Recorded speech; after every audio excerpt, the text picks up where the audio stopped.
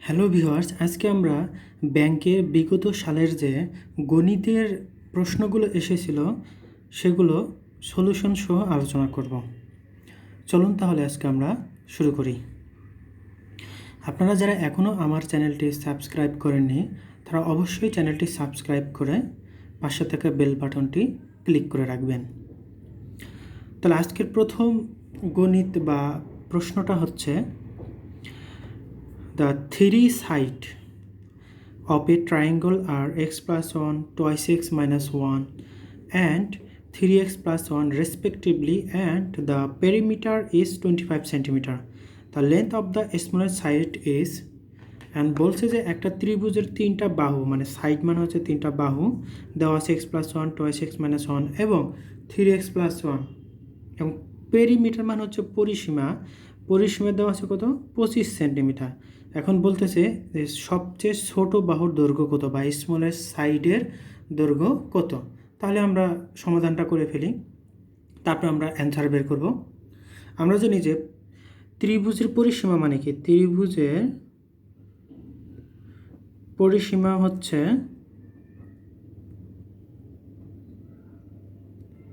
সমান 3 বাহুর যোগফল, 3 বাহুর যোগফল। এটা হচ্ছে ত্রিভুজের পরিসীমার সূত্র, ঠিক আছে। এখন যেহেতু ত্রিভুজে তিনটা বাহুর দৈর্ঘ্য দেওয়া আছে কত x plus 1, twice x minus 1 এবং 3x plus 1, তাহলে ত্রিভুজের পরিসীমা দেওয়া আছে আবার কত 25 সেন্টিমিটার। এটা দেওয়া আছে, এই যে 25 সেন্টিমিটার দেওয়া আছে। তাহলে তিনটা বাহুর যোগফল কত x plus 1 plus twice x minus 1 plus 3x plus 1, এই তিনটা বাহু দেওয়া আছে। তাহলে পরিসীমার সূত্র আমরা জাস্ট পড়ে দিলাম, ক্যালকুলেশন করলে আমরা যা আসবে ওটাই হচ্ছে আমাদের অ্যান্সার। তাহলে এখানে দেখি যে 3টা এক্স 2টা এক্স 1টা এক্স, তাহলে 6x। তাহলে যে 1 কাটে তাহলে আমাদের 6x সমান হচ্ছে কত 24। এই একটা ওই পাশে নিয়ে আসলে 24 হবে, অতএব x সমান কত 4, ঠিক আছে। যেহেতু x সমান 4, তাহলে আমরা কি জানি যে সবচেয়ে ছোট বাহুটা কত, দেখেন এখানে যে x plus 1, অতএব ছোট বাহুর দৈর্ঘ্য সমান কত x plus 1 সমান হচ্ছে 4 plus 1 সমান কত হচ্ছে 5 সেন্টিমিটার। তাহলে আমাদের অ্যান্সার কত হচ্ছে 5 সেন্টিমিটার, ঠিক আছে। তো আশা করি আমরা অঙ্কটা বুঝতে পারছি। তাহলে এখন পরের অঙ্কটা দেখি যে ইফ x অনুপাত y সমান হচ্ছে 5/3, দেন 8x minus 5y অনুপাত 8x plus 5y equal to what, মানে কত। এখন বলা আছে যে সমাধানে আমরা দেখতেছি যে x অনুপাত y মান হচ্ছে কি x ভাগ y সমান কত দেওয়া আছে 5/3, ঠিক আছে। তাহলে এখন আপনারা খেয়াল করেন 8x minus 5y 8x plus 5y, তাহলে আমরা উভয় পক্ষে যেহেতু 8x আছে তাহলে আমরা 8x ভাগ 5y মানে 8/5 দ্বারা গুণ করে দিচ্ছি আমরা,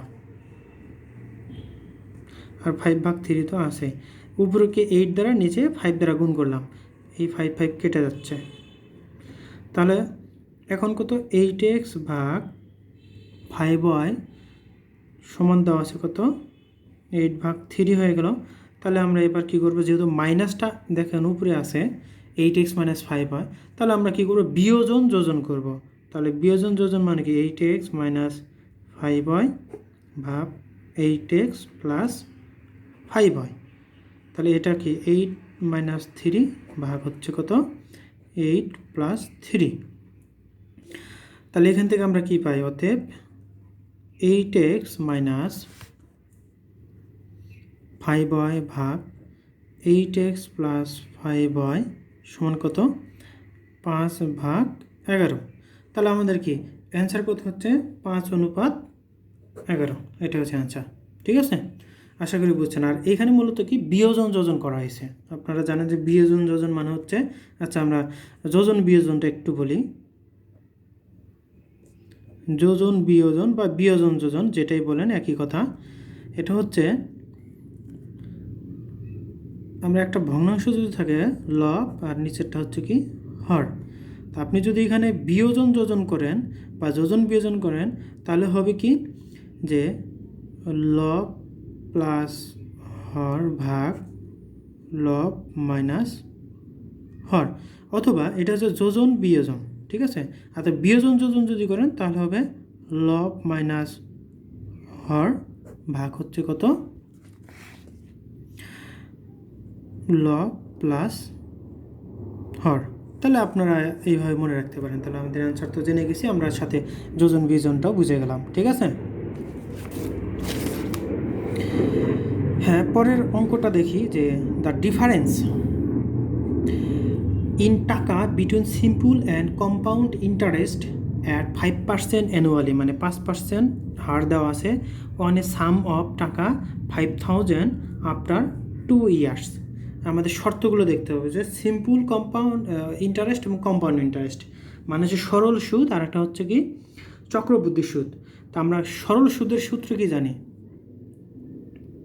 সরল সুদের ক্ষেত্রে এখন বলছে যে সরল সুদ এবং চক্রবৃদ্ধি সুদের মধ্যে পার্থক্য কত টাকা সেটা বের করে দেখাও, এটা আমাদের এই অঙ্কে বলছে বের করতে হবে, ঠিক আছে।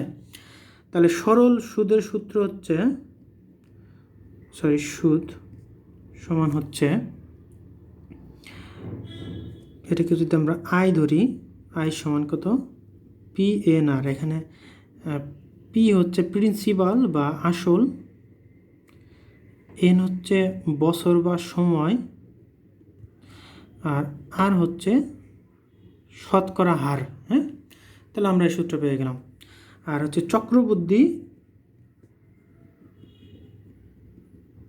চক্রবৃদ্ধি সুদ, চক্রবৃদ্ধি সুদকে যদি আমরা আইসি দ্বারা প্রকাশ করি তো এটা হচ্ছে P into 1 plus r to the power n minus 1। এটা হচ্ছে আমাদের চক্রবৃদ্ধি সুদের সূত্র, আর এটা হচ্ছে সরল সুদের সূত্র। আশা করি বুঝতে পারছেন যে এটা হচ্ছে সরল সুদ আর এটা হচ্ছে কি চক্রবৃদ্ধি সুদ, ঠিক আছে। এখন বলছে যে তাহলে এখানে অঙ্কটায় এই চক্রবৃদ্ধি সুদ এবং সরল সুদের মধ্যে পার্থক্য কত টাকা সেটা বের করে দেখাতে হবে। তাহলে আমরা কি আই সমান বের করি PNR, তাহলে PNR এর ক্ষেত্রে প্রিন্সিপাল কত 5,000 টাকা, ঠিক আছে। সময় কত 2 বছর। হার মানে যে পার্সেন্টেজ নিতে হবে, যে 5% মানে 5/100। সুন্দর করে কেটে দেন, 2 শূন্য 5 2 10 সমান কত হচ্ছে 500 টাকা, ঠিক আছে। এটা হচ্ছে সরল সুদ। তাহলে চক্রবৃদ্ধি সুদ আইসি সমান কত পি কত 5,000 টাকা, তাহলে 1 প্লাস আর মানে হচ্ছে 5% মানে 0.05 টু দি পাওয়ার কত, সময় হচ্ছে 2 মানে 2 বছর মাইনাস 1। তাহলে এটা আপনার ক্যালকুলেশন করলে পাবেন 512.5 টাকা, এত টাকা। তাহলে এই দুটো পার্থক্য কত হতে, পার্থক্য সমান কত 512.5 মাইনাস 500, এত টাকা সমান হচ্ছে 12.5 টাকা, ঠিক আছে। তাহলে আমাদের অ্যান্সার হচ্ছে 12.5 টাকা। তো আশা করি সূত্রগুলো বুঝছেন। আর যদি আপনারা কোনো কিছু না বুঝেন অবশ্যই কমেন্ট করে জানিয়ে দেবেন যে বোঝেননি।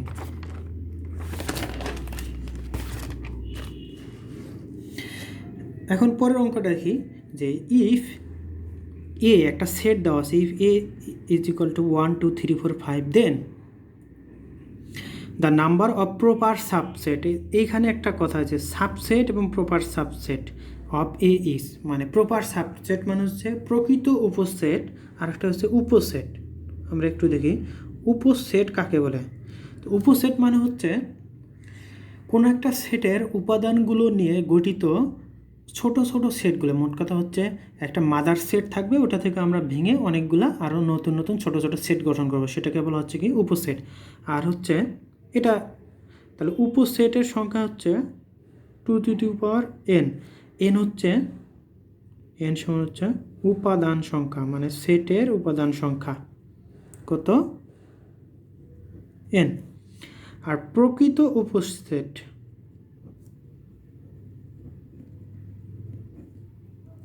প্রকৃত উপসেট আমরা কি যে উপসেটের মধ্যে কি এই মাদার উপসেটটাও থেকে যায়, এই 2n এর মধ্যে এই আসল যে সেটটা এটাও কি উপসেট হিসেবে গণ্য করা হয়। আর প্রকৃত উপসেটের ক্ষেত্রে এই আসল সেটটাকে বাদ দেওয়া হয়, তাহলে প্রকৃত উপসেটের সংখ্যা হচ্ছে 2n-1। তো এখন অঙ্কটা আসি, তাহলে উপাদান সংখ্যা কটা? 1 2 3 4 5টা নাম্বার, মানে 5টা সংখ্যা আছে এখানে মূলত। তাহলে উপসেটের সংখ্যা কত? 2n-5 সমান কত? 32। তাহলে প্রকৃত উপসেট কত হতে? প্রকৃত উপসেট সমান কত? 32 - 1 31। তাহলে আমাদের অ্যান্সার হচ্ছে 31। আবারও বলি যে উপসেট মানে হচ্ছে বাচ্চা উপসেট, আর প্রকৃত উপসেট মানে হচ্ছে যে আমাদের মাদার উপসেটটাও কি ওই সেটের একটা উপসেট, সেটাকে বাদ দিয়ে আসলে যে উপসেটগুলো সেটাকে বলা হচ্ছে প্রকৃত উপসেট বা প্রপার সাবসেট। হ্যাঁ, এখানে একটা সমীকরণ দেওয়া আছে, log 36 ভাগ log 6 = কত? এটার অ্যান্সার হচ্ছে 2। এটা আমরা একটু সমাধানটা দেখি 2 কীভাবে আসে। হ্যাঁ, যে log 30, এগুলো কিন্তু বেস 10, আমরা কোনো কিছু না থাকলে বেস 10 হয়, এটা আমরা জানি। log 10 6। হ্যাঁ, তাহলে এখানে আমরা কি 36কে লেখা যায় কত? 6² log 10 6² log 10 6 সমান কত? 2 log 10 6 ভাগ হচ্ছে log 10 6 সমান কত? 2। তাহলে আমাদের অ্যান্সার হচ্ছে 2। আর এখানে যে 10 দিয়েছি এটা আর ইয়া করে না, কারণ লগারিদমের কটা ভিত্তি থাকে? একটা হচ্ছে ই ভিত্তিক লগারিদম, আর একটা হচ্ছে 10 ভিত্তিক লগারিদম। ই ভিত্তিক লগারিদম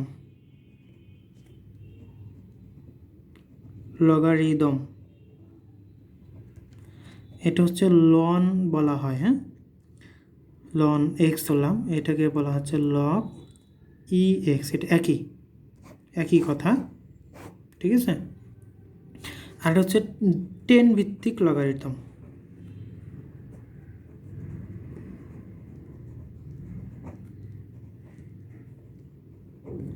এটা হচ্ছে লগ, এই যে বেজ কত? 10x। হ্যাঁ, এখানে কোনো কিছু যদি লগের ক্ষেত্রে কোনো কিছু যদি দেওয়া না থাকে তাহলে অবশ্যই এটা 10 ভিত্তিক ধরে নেওয়া হয়, ঠিক আছে।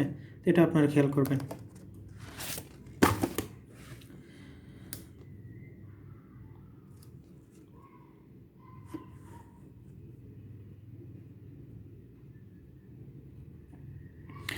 পরের অঙ্কটা খেয়ে দিয়ে বলা আছে যে P and Q are brother, মানে পি এবং কিউ হচ্ছে ভাই, আর এবং এস আর সিস্টার, মানে আর এবং এস হচ্ছে কি বোন। The father of P his brother of S, মানে পি এর বাবা হচ্ছে এস এর ভাই। কিউ ইজ রিলেটেড টু, মানে এখানে দেখেন আমরা একটু মজা করে দেখতেছি যে এখানে আমরা পি কিউ এরা কি ব্রাদার। আর বলছে যে পি এর ফাদার, তাহলে পি এর father his brother of S, তাহলে এখানে কি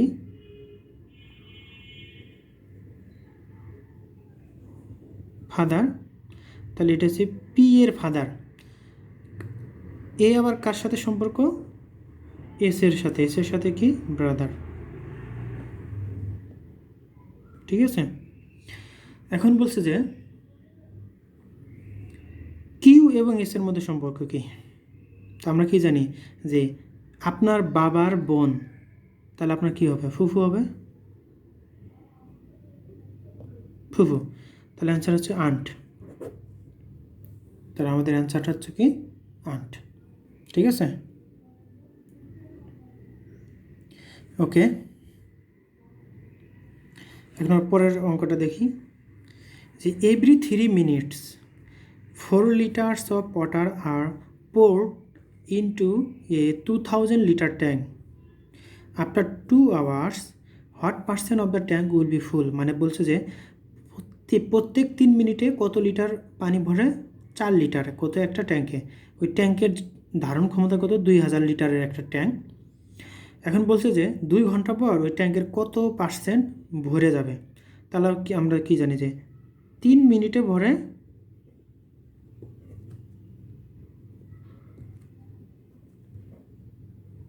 4 লিটার, অতএব 1 মিনিটে ভরে কত? 4/3 লিটার। তাহলে এখানে 2 ঘন্টায় ভরে কত? 2 ঘন্টা বা 120 মিনিট, হ্যাঁ 120 মিনিট ডিরেক্ট লিখলাম। 120 মিনিটে ভরে কত? 160 লিটার। এটা কি আমাদের 2 ঘন্টায় ভরে যায় 160 লিটার। আমাদের টোটাল কত ভরছে তাহলে 2000 লিটারে ভরছে কত? তাহলে 100তে কত? 2000 লিটারে ভরেছে 160 লিটার, অর্থাৎ 100 লিটারে কত? মানে 100তে বলছে যেহেতু শতকরা, সেই জন্য আমরা 100তে নেব। ভাগ 2000, দুইটা, তাহলে 2 দ্বারা ভাগ করলে 8 লিটার। ঠিক আছে, তাহলে আমাদের মানে 8 লিটার বলতে 8% আর কি, 8% দিতে হবে। এটা আমাদের অ্যান্সার হচ্ছে 8%। তো আশা করি এটা বুঝতে পারছেন। তাহলে কি হলো যে এখানে 3 মিনিটে ভরে 4 লিটার, 3 মিনিটে ভরে 4 লিটার, 1 মিনিটে কত? 120, 2 ঘন্টা বা 120 মিনিট, 2 ঘন্টা সমান 120 মিনিট। তাহলে 2000 লিটারে ভরেছে কত? 160, 100তে কত? পার্সেন্টেজ আকারে বের করে দিলাম। তাহলে আমাদের অঙ্কটা হয়ে গেল। তো আশা করি আপনারা সবাই অঙ্কগুলো বুঝতে পারছেন। আপনাদের যদি কোনো সমস্যা থেকে থাকে তাহলে অবশ্যই কমেন্ট করে জানাবেন, অথবা আপনাদের যদি কোনো অঙ্ক করতে সমস্যা হয় তাহলে ওই অঙ্কটা আপনার ছবি তুলে কমেন্ট করবেন। হ্যাঁ, আশা করি অঙ্কগুলো বুঝতে পারছেন। ধন্যবাদ সবাইকে সাথে থাকার জন্য।